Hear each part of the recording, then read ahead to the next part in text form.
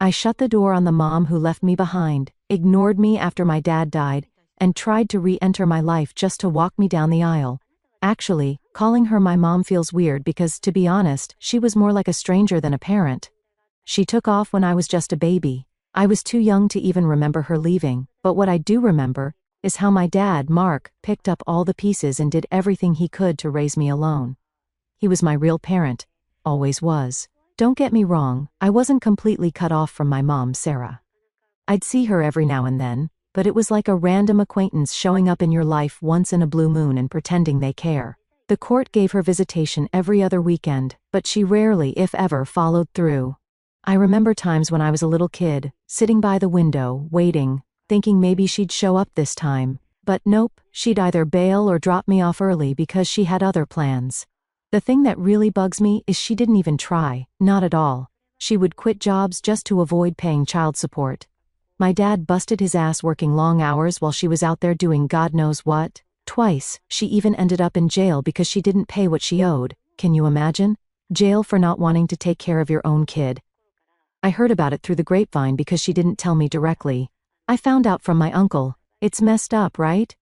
Anyway, when I was about 6, Sarah met this guy, Phil. He was older than her, maybe by 10 years. And from what I could gather, he thought he was some kind of hero for saving her, whatever that means. I wasn't really a part of their life. I saw them maybe 5 times from the age of 6 to 14. Yeah, just 5. Every time was the same, awkward, forced, and full of fake smiles. I hated it. They would try to act like we were some happy family, but all I could think was, who are you kidding? Phil though, man, he was something else. He really tried to force himself into my life. I remember one time, I was maybe around 10, and he showed up at one of my school's Father's Day activities. My dad wasn't able to make it that day, but I wasn't mad about it. He always made time for me in other ways, so missing one thing wasn't a big deal. But Phil, being Phil, saw this as his moment. He came up to me like he was some kind of replacement and said, "Hey, Jamie, I can step in if you want. I'm here for you." I remember just staring at him, not knowing whether to laugh or scream, like, "Dude, no, you're not my dad. You're not even close. I barely know you. And you have no right to act like you're stepping in for him." I was polite at the time, just said something like, "I'm fine," and walked away, but inside, I was fuming. I didn't even tell my dad about it because I didn't want him to feel bad. The worst part? Phil would try to make it seem like I was the one missing out. He'd drop these little comments like, "If only your dad had done more for you, maybe you wouldn't feel so distant." Distant. I was close to my dad. He gave me a good life while Sarah didn't give a crap. I finally had enough of his jabs and told him straight up, "Don't talk about my dad. He's better than Sarah will ever be, and he's done more for me than you can even imagine."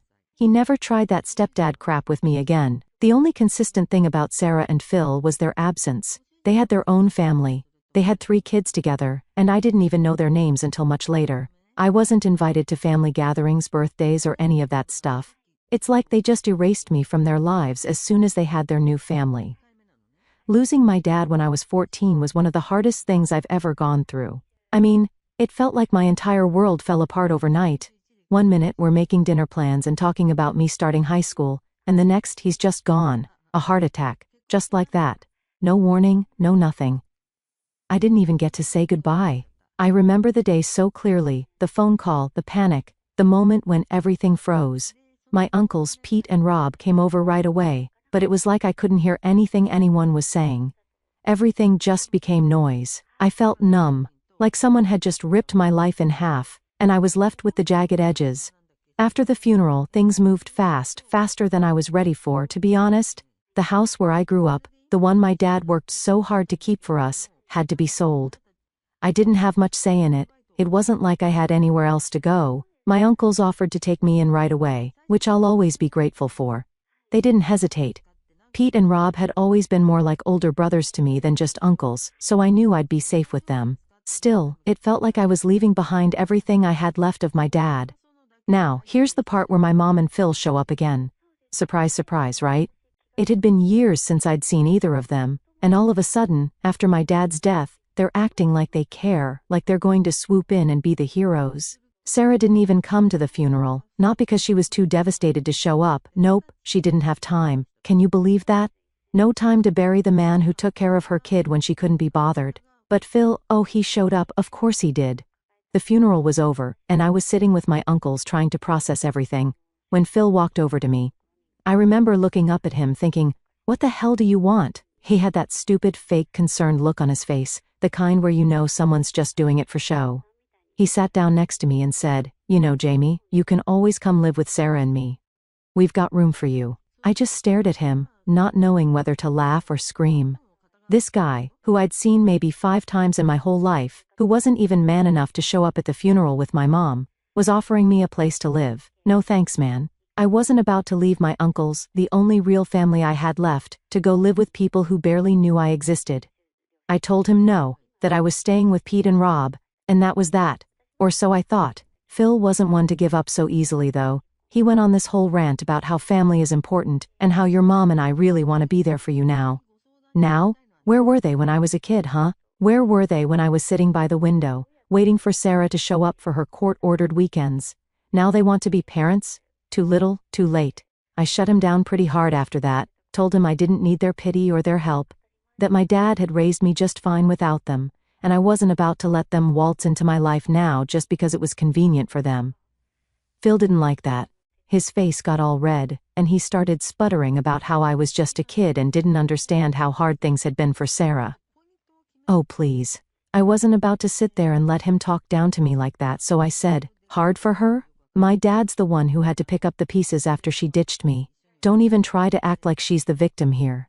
He stormed off after that, but not before throwing in some passive-aggressive comment about how I'd regret cutting them out of my life.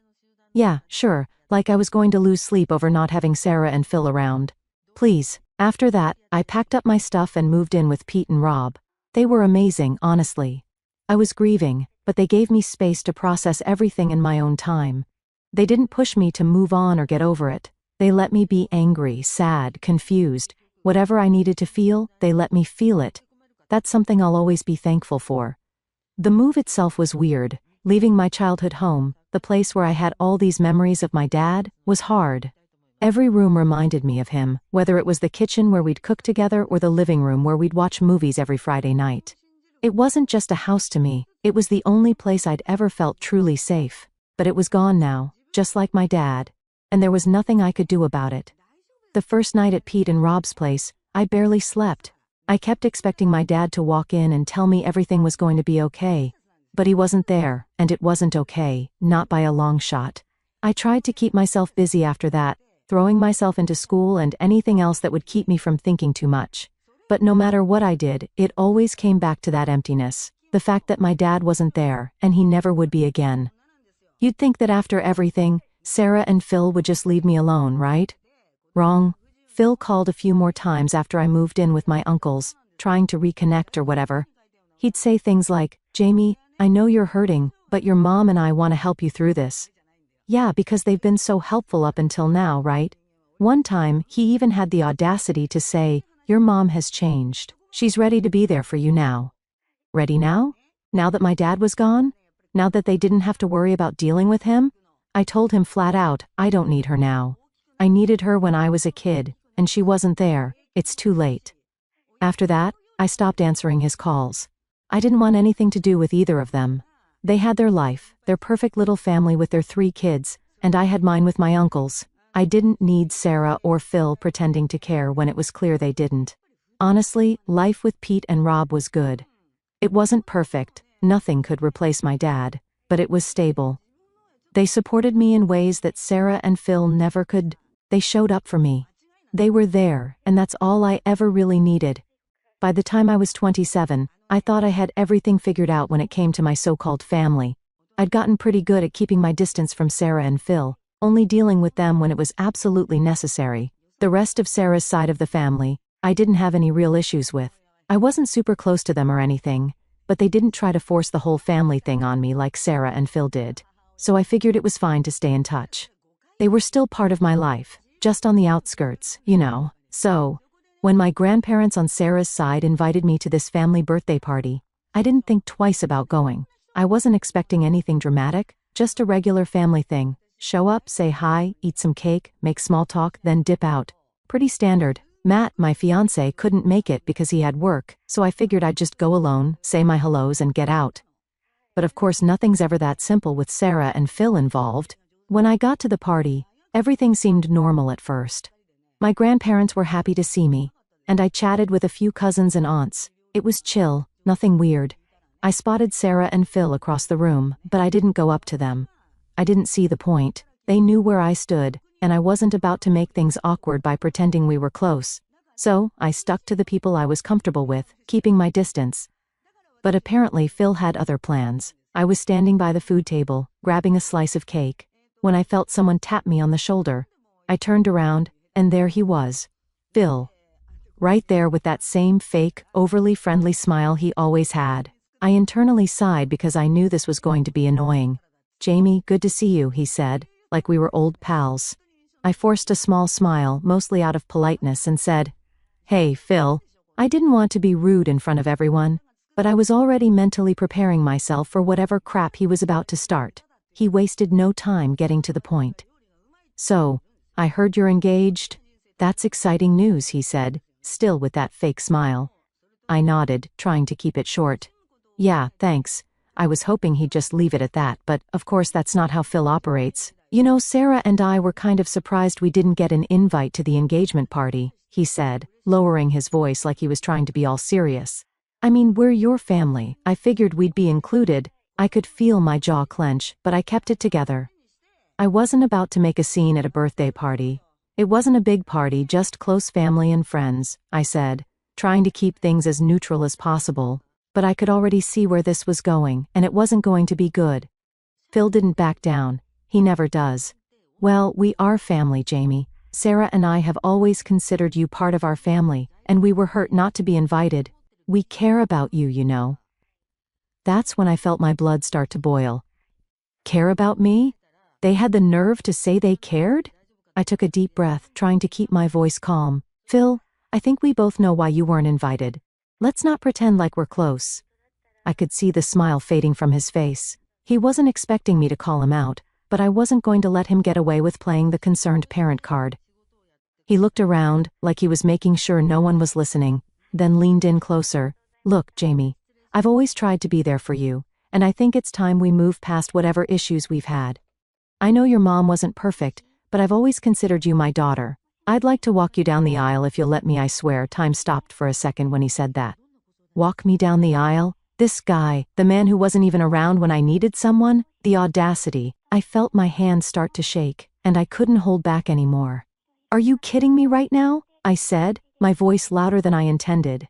A few people nearby turned to look, but I didn't care. "You've always considered me your daughter? Phil, I barely know you. You think just because you married my mom you're suddenly my dad? My dad is dead. He's the one who should be walking me down the aisle, but he can't because he's gone. And you have no right to act like you're some kind of replacement." Phil's face turned red. He wasn't expecting me to lash out like that, but I was done holding back. "I'm sorry you feel that way," he said, trying to sound calm, but I could tell he was pissed. "I've done my best to be a father figure to you, but you've never given me a chance. Your dad didn't do everything right, you know? He kept you away from us, and I think that's why you're so angry." Oh, that was it. That was the last straw. "Don't you dare talk about my dad," I snapped, stepping closer to him. "He did everything for me while Sarah was too busy running away from her responsibilities. You have no idea what it was like for him, raising me alone while she bailed. And now you want to come in and act like you're better than him? Like you deserve to take his place? Get over yourself, Phil." The whole room had gone quiet by now. Everyone was staring, but I didn't care. I was done pretending. Phil just stood there looking stunned, like he didn't know what to say. He opened his mouth, then closed it again, and finally he muttered, "You're being disrespectful. You need to be more grateful for the people who care about you." That's when I lost it. "Grateful," I said. "Grateful for what? You weren't there, Phil. Sarah wasn't there. None of you were there when I needed someone. My dad was the only one who cared, and now you want me to be grateful to you? You're nothing to me. Nothing." With that, I turned and walked out. I didn't wait for him to respond. I didn't care. I could hear whispers and feel the stares of everyone in the room, but it didn't matter. I was done with the whole thing. Done with Phil, done with Sarah, done with pretending like they were anything more than strangers. Later that night, I got a text from one of my aunts saying I shouldn't have made a scene, that I embarrassed Phil and Sarah in front of everyone. But, honestly, I don't regret it. They wanted to play family, but they don't get to pick and choose when they're there for me. They had years to step up, and they didn't. So, no, I'm not sorry, and I sure as hell don't need them at my wedding. Update 1. After the whole showdown at the party, I thought that would be it. I figured I made my point loud and clear and they'd back off. But nah, of course not. The text started rolling in that night, and I knew this wasn't over, not by a long shot. First, it was my Aunt Carol. She's one of those peacekeepers, you know, always trying to smooth things over, make everyone happy. She sent me this long message about how I shouldn't have publicly humiliated Phil and Sarah at the party. You know they're trying, Jamie, she wrote. Phil's always seen you as his daughter. You didn't have to embarrass him like that in front of everyone. I stared at the text for a solid minute, just shaking my head. Trying? They've had my whole life to try. I wasn't about to feel bad for standing up for myself after everything. So, I shot back a reply. If they actually cared, they wouldn't have waited until now to act like it. I'm not playing nice just to make them feel better about the crap they put me through. I didn't get a response from her after that. But then, the real kicker came the next morning when I got a call from Sarah.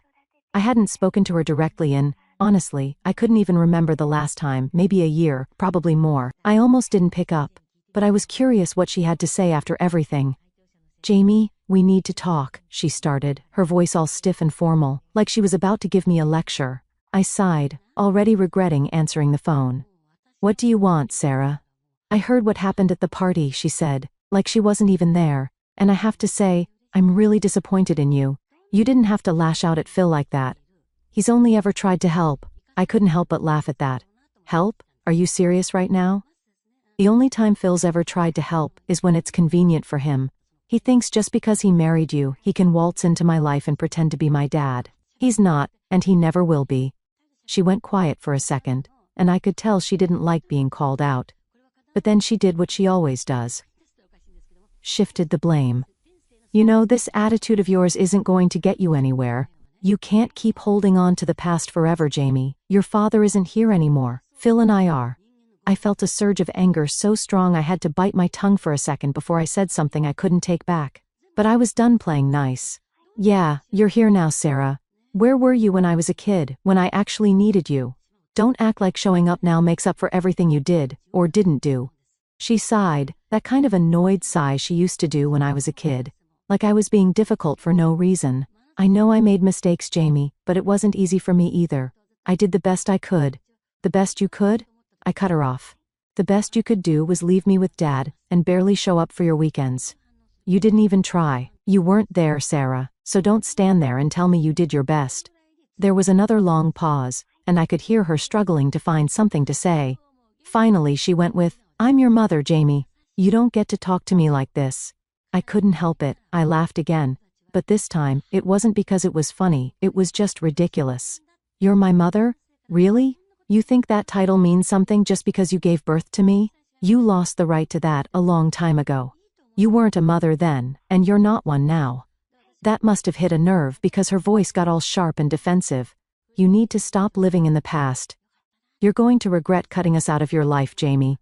Phil's only ever wanted to help you, and you're throwing it back in his face. At that point, I was done. Done with the guilt trips, done with her excuses, done with her trying to make me the bad guy. No, Sarah. The only thing I regret is wasting my time thinking you'd ever care. Don't call me again. And with that, I hung up. I sat there for a few minutes, just staring at my phone, trying to process everything. Part of me was pissed. Pissed that she still didn't get it. Pissed that she was trying to make me feel like the villain in this whole thing. But another part of me felt free, like a weight I'd been carrying for years had finally been lifted. I didn't owe them anything. Not my time, not my forgiveness, nothing. But, of course, it didn't stop there. Later that day, my cousin Brianna called. She's closer to my age, and we'd always gotten along fine, so I figured maybe this call would be different. But nope. Jamie, I heard what happened. Are you okay? She started. It seemed genuine enough, so I let my guard down a little. Yeah, I'm fine. It's just, they don't get it. They never will. Brianna sighed, and I could already tell where this was going. I get that you're upset, but don't you think you were a little harsh? Phil's been trying, and Sarah, well, she's still your mom, you know. I groaned. Not you too, Brianna. I don't want to hear it. They didn't try. They didn't show up for me when it mattered, and now they think they can just waltz back in and play family. It doesn't work like that. I know, she said, trying to sound understanding, but they're still family. Maybe you could just, I don't know, meet them halfway? I could feel my patience wearing thin. Meet them halfway? How about they meet me halfway for once in their lives? I'm done bending over backward to make them feel better about what they did. Brianna went quiet, and after a few awkward seconds, she just said, "Okay, I get it. I'm sorry if I overstepped. I didn't want to be mad at her, it wasn't her fault. But I was tired of everyone making excuses for Sarah and Phil. Tired of people acting like I was the one who needed to fix things when they were the ones who broke it." That night, I sat down with Matt and told him everything that had happened. He listened, like he always does, and just said, "You don't owe them anything, Jamie. You've done more than enough. It's okay to let go." And that's when I realized he was right. I didn't need to keep carrying this weight anymore. I didn't need their validation, their approval, or their version of family. I had my own life now, my own future to build with people who actually cared about me. So, I blocked Sarah and Phil's numbers, and for the first time in a long time, I felt like I could finally breathe. Update 2. I thought that after blocking Sarah and Phil, things would calm down, that I'd get some peace, and they'd finally get the hint. But, of course, they didn't. I should have known better. Instead, they took things up a notch. I wasn't answering their calls or texts, so Phil decided the next best thing was to show up at my apartment. Yeah, you read that right. The guy literally showed up at my front door, unannounced, like we were close or something. It was a Saturday afternoon, and I was just hanging out trying to enjoy a quiet weekend. Matt was out running errands, and I was catching up on some stuff at home. I heard a knock at the door, and I wasn't expecting anyone, so I figured it was probably just a package or a neighbor. But when I opened the door, there was Phil, standing there like he belonged. I stared at him, speechless for a second. "What are you doing here?" I finally asked, not even trying to hide the irritation in my voice. "We need to talk," he said. All serious, like this was some kind of intervention or something. "You've been ignoring us, and that's not fair. We deserve a chance to explain ourselves." I crossed my arms, blocking the doorway. "I've heard all your excuses, Phil. There's nothing left to explain."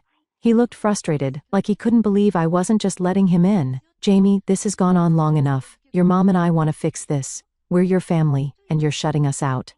I laughed, not because it was funny, but because it was just so typical of him. "Family? You don't get to show up now and act like you've been family all these years. Where were you when I was growing up? Where was Sarah? You can't just ignore someone for half their life and then show up when it's convenient." Phil stepped forward, trying to inch his way into the apartment, but I wasn't budging. "We didn't ignore you. Your dad—" I cut him off, my voice sharp. "Don't you dare bring my dad into this. He was there for me every single day while Sarah bailed on me. You've got no right to speak about him." I could see his face getting red, and I knew I hit a nerve, but I didn't care. I was done holding back. "I'm just saying," he started, clearly trying to keep his cool. "Your dad didn't make things easy for us. He never let us get close to you." I felt my blood boil at that. "Are you kidding me? My dad didn't make things hard. Sarah didn't even try, and you're just as bad. You showed up a handful of times and acted like you were doing me a favor. Don't stand here and pretend like you've been some kind of father figure to me. You weren't there." Phil's face hardened, and I could see he was getting angry now. "You need to stop living in the past, Jamie. You're an adult now. You can't keep blaming your mom and me for what happened years ago." "Oh, trust me, I'm not living in the past," I shot back. "But I'm not about to pretend like you and Sarah have changed just because you're suddenly interested in playing happy families. You can't rewrite history to make yourselves feel better." Phil let out a frustrated sigh and ran his hand through his hair. "We've been trying, Jamie. We've been trying to make things right, but you keep pushing us away. You're going to regret cutting us out like this." And there it was. The guilt trip. The same one Sarah tried to pull. It was like they'd rehearsed this or something. But I wasn't falling for it. "Regret?" I said, my voice dripping with sarcasm. "What exactly am I supposed to regret? Cutting out the people who weren't there when I needed them? Letting go of people who only show up when it suits them? No, Phil. The only thing I regret is letting you and Sarah back into my life at all." He just stood there, staring at me, like I was some ungrateful kid who didn't appreciate what he was offering. "You're making a mistake," he said, his voice low and cold. "You're going to realize one day that you need us." I shook my head, completely done with this conversation. "No, Phil, I don't need you. I never did." And with that, I stepped back and slammed the door in his face. For a second, I just stood there, my heart pounding in my chest. I couldn't believe it had come to this, but at the same time, it felt like a huge weight had been lifted off my shoulders. For the first time in years, I felt like I was finally free of all the guilt, all the pressure, all the fake family nonsense that Sarah and Phil had been trying to push on me. Of course it didn't end there. I heard him knock again, this time louder. "Jamie, open the door," he called through the door, his voice angrier now. "We're not done." But we were done, as far as I was concerned. We were more than done. I didn't even bother responding. I just walked away from the door and sat down on the couch, turning up the TV to drown out the sound of his knocking. After a few minutes he finally gave up and left. Later that night I got a message from Sarah. It was short and passive-aggressive. "Just like I expected, I heard what you did. You'll regret this." I didn't even bother replying. I deleted the message and blocked her number again, this time for good. When Matt came home and I told him what happened, he just shook his head. "I can't believe they still don't get it," he said. "You've been more than fair with them." "Yeah, well, they're never going to get it," I said, "and I'm done trying to make them understand." And that was it. That was the moment I realized I didn't owe them anything. Not my time, not my forgiveness, not even a conversation. They had years to be there for me, and they chose not to. So now I was choosing to live my life without them, and for the first time I felt okay with that.